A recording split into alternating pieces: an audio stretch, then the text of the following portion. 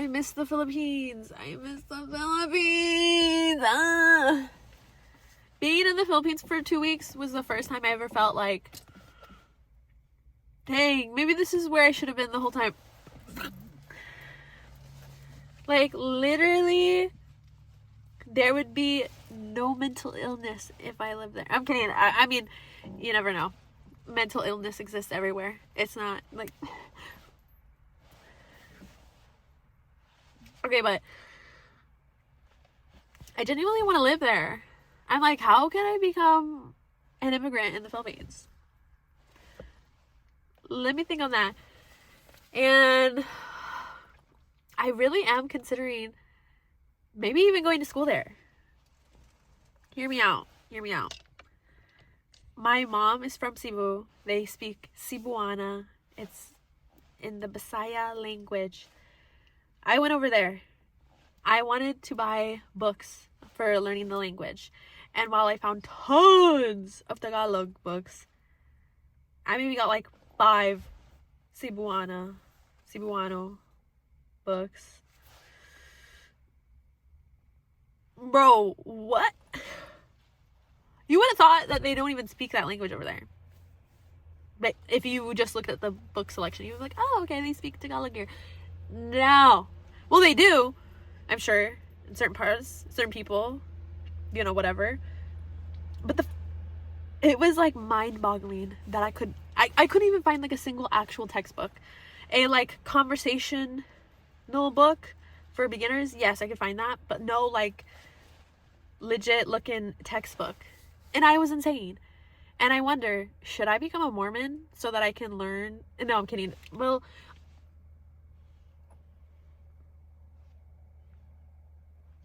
anyways, no, but I want to go over there, go to school so I can get a student visa, so I can stay my whole entire duration that I'm in school, right? My thought process. Go into anthropology, right? First off, I wanted to go into anthropology. I already have a bachelor's degree in communication and political science. Don't know why I got that. Can't even get a job in it. Whatever. Okay, anyways, no, but I'm like, wait. Actually, when I did that, originally when I applied under like the anthropology major because I did want to study anthropology, and I actually love anthropology. The 2 anthropology classes I did, I got like a 4.0 in, which if you don't know, it's the highest grade you can get in like a college level class, unless maybe they go up to 5.0 in Harvard. I don't know, but usually it's like 4.0 is like the gold standard, A+. You know what I mean? But I'm like, study anthropology, more so research and focus on Cebuano or like Filipino culture, Cebuana culture. Maybe do some like media studies in there if I can squeeze it in, or like somehow integrate that. And I'm like, yo, do that. Then develop books, either children's books, or maybe start off with writing children's books in Bisaya. And then hopefully once I get smarter and maybe I meet some smart colleagues or smart professors that could help me develop a textbook, because the fact that the gap is so wide, how are people supposed to learn the language? And like me, I'm a visual person. I need to read them words. Where are they? So I'm like, yo, be the first. No, I'm kidding. I'm sorry. I'm not saying that I am the first. I'm sure there's probably textbooks out there. I couldn't find it, and I went to so many bookstores, especially the National Bookstore they had over there. I think that's what it's called. Not a good selection unless you like dictionaries, and again, a basic conversational book. However, there was a smaller bookstore I went to. Literally, like, I'm pretty sure that bookstore used to be like an ATM machine because it was so skinny. You could barely fit in there. But I was able to get at least some like children's books over there, like 3 different ones, I think, which that was nice. That was good. We love. But I'm like, why is there not more? Ooh. And I think they did have a few others that I just didn't get when I kind of wish, like, shoot, I fucking should have. But there's always next time. Anyways, But then I also think, right, because I have a communications degree. I got this communications degree because I wanted to interview celebrities. I wanted to have my own talk show, okay? Hear me out.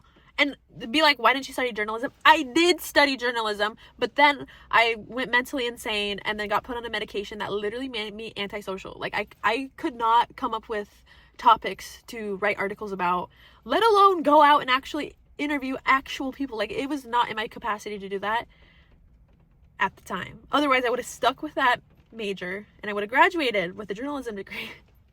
But at least I have the communications degree, right? But I'm like, yo, also on the side, either like maybe develop a TV show, but solely in Bisaya, right? Okay. Right. Because we need more media on that. Because like, and I'm not saying it doesn't exist,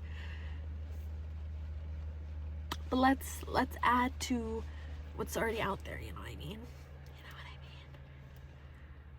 And then go on Pinoy Big Brother.